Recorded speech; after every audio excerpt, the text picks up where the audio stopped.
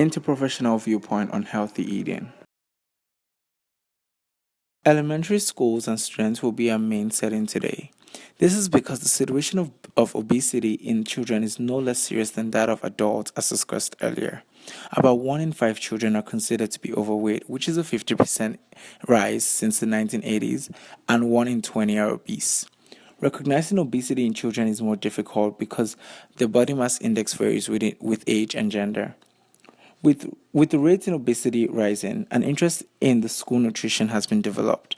A healthy school nutrition policy includes different methods of dealing with obesity and the possible risk of chronic disease while focusing on achieving healthier weights amongst students, which eventually lead to proper growth and development in them.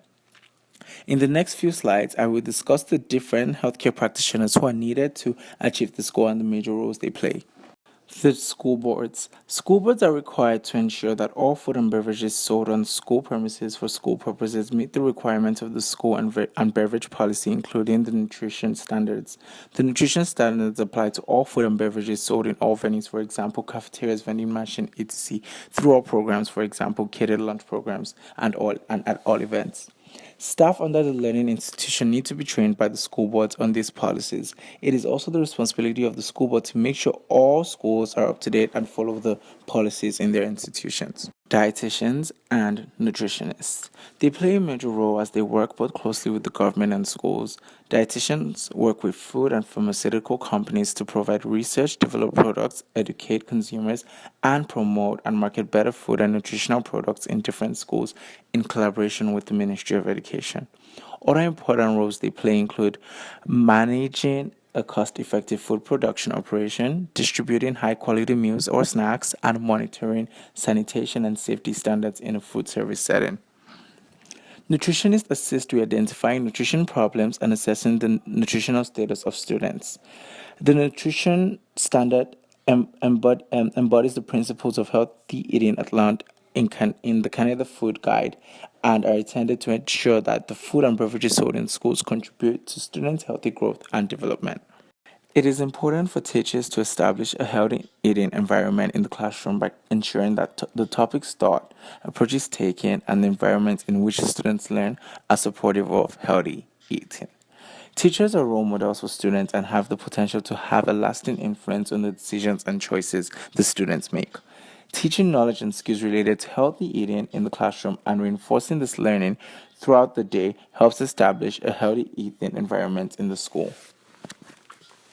Tips that teachers can use to become a healthy role model in the classroom include engaging students to talk about and ask questions regarding healthy eating, dispelling assumptions based on stereotypes. So that's, for example, when they say things students are healthy, overweight students are not healthy, they have to make sure that everyone sees everyone equally.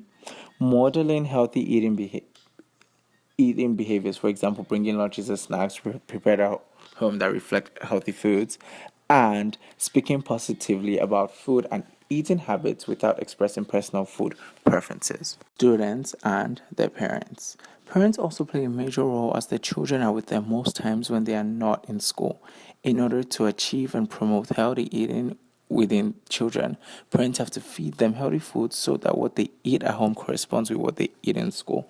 This is essential because if there's an obvious difference from the meals at home compared to that of school, there will be an effect on the children, and complications can occur, such as them declining to eat in school and deciding to starve till they get home.